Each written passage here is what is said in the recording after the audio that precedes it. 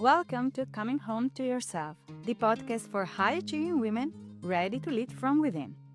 I'm Jagoda, and here we dive into real conversations about confidence, clarity, and emotional freedom. Each week, I'll share honest stories, gentle insights, and soul-deep shifts to help you reconnect with the woman beneath the roles.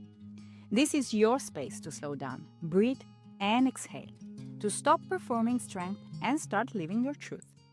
To remember who you are beneath it all. Let's begin. You're back in that luxury SUV, or maybe you're at your desk, staring at a screen that never seems to stop blinking. You're processing data, managing things, and navigating a world that moves at the speed of AI. And if you're honest, most days you feel like a floating head. And the strange part is no one would ever guess that from the outside. You look calm, capable, in control. But inside, you're operating from pressure, not presence. You are so brilliant at thinking, planning, and solving that you've forgotten you have a body below your neck. You treat your body like a vehicle, something you just fill with coffee and drive until the check engine light comes on. But your body isn't just a transport system for your brain. It's your inner compass. It is the seat of your wisdom. In this era of machines and data, your ability to feel, to sense a shift in a room or trust your gut on a big decision is the one thing that cannot be automated. It's the one making everything possible in the first place. In our last episode, we talked about the achievement trap, about what happens when your life looks successful on paper but feels empty inside. Today, I want to take you one layer deeper. Because the achievement trap doesn't live in your calendar, it lives in your system, and it's kept alive by the voices in your head. Not loud voices, quiet ones. The ones that sound like you. The voice that says, just push a little longer. You can rest later. Don't mess this up. You should be able to handle this. Does this sound like you? We all have them, the voices. Just notice how none of those voices are cruel, actually. They sound reasonable, responsible, mature. That's why they are so convincing. Most of the women I work with spend their lives inside their inner conversations, replaying meetings, preparing for what ifs, managing everyone's emotions. Those voices keep your jaw tight, your shoulders lifted, your breath shallow. They tell you emotions slow you down, that softness is weakness, that stopping is dangerous. The catch is that those voices aren't trying to destroy you, they're trying to protect you. Think of them as an old bodyguard who learned a long time ago that being alert, perfect, and prepared helped you survive. They don't want you to fail. They just don't know how to let you live in a life you've already outgrown. And because they never switch off, your body stays in a state of quiet emergency. And that's why you feel wired and tired. Why you fully relax even on vacation? Why do headaches, tight backs, and shallow breathing becomes normal? They are the reason you feel so disconnected from the woman who used to love dancing and read and just be.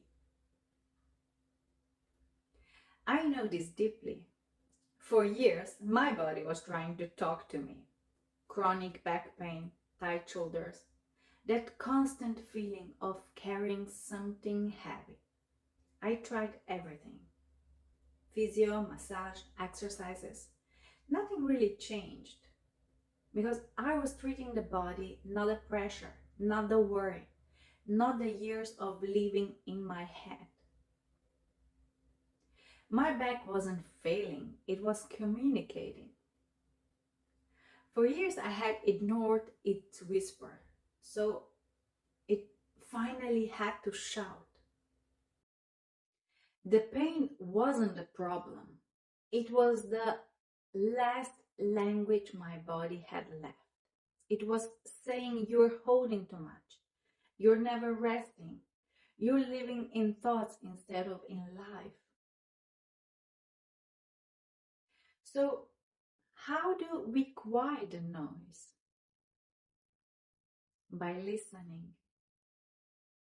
When I finally started listening, really listening, not just stretching, but changing how I lived, how I worked, and how I rested, the pain softened, not overnight, but steadily. Because I finally felt safe. Your body always knows before your mind admits it. This kind of intelligence isn't about listening harder. It's about stopping the override. Your body knows when you're forcing. It knows when you're abandoning yourself. Those tight shoulders, that clenched stomach, they're not problems to manage. They are invitations to come home.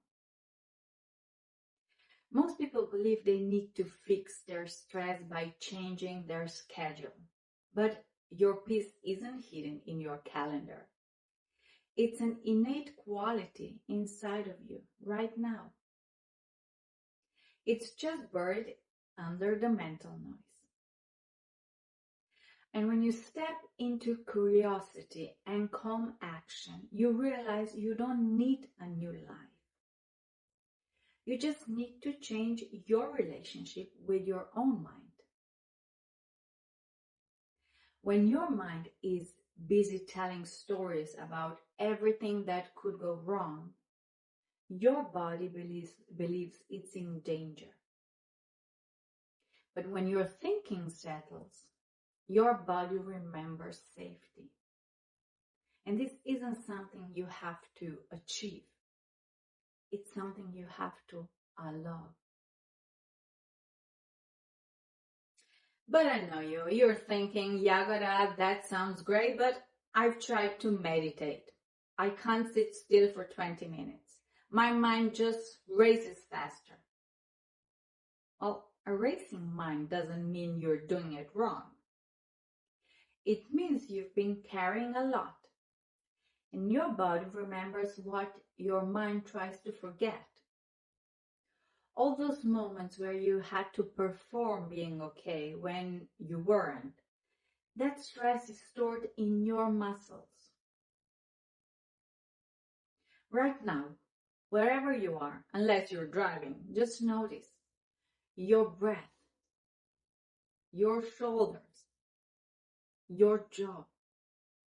Notice where your body feels heavy. Notice where it feels alive. If you're curious, try this with me. Wrap 2 fingertips together with such focus that you can feel the ridges on both fingers. Really feel them. Now notice your body. And if you're alone, I want you to literally shake your hands, shake your arms. Many animals in the wild shake after a stressful event to reset themselves. And you can do the same. This isn't about working out. It's about feeling in. It's about signaling your system that you're safe. You don't need to fix anything, just notice. And that awareness alone begins to change things. You can be powerful and soft, successful and present, brilliant and embodied. Your body is not slowing you down. It's trying to guide you back to yourself. So here's what I invite you to try this week. The next time your mind starts racing, stop for one breath. Feel your feet. Touch something real.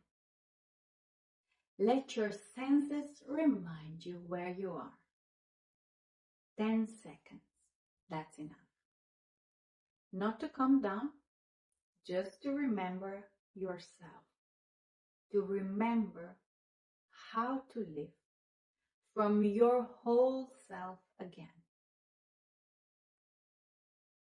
You don't need to perform your life. You get to live it.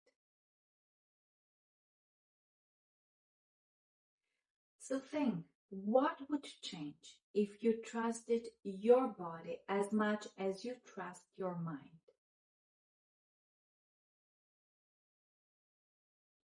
Every time you choose presence over pressure, you come home a little more. Welcome home. Thanks for listening to Coming Home to Yourself. If this episode spoke to you, take a moment to subscribe and share it with one woman who needs it. And if you're ready to go deeper, come find me on Instagram or Facebook, because this isn't just a podcast, it's a return to your body, to your breath, to your heart, to your own voice. Your story matters. You matter. See you next time.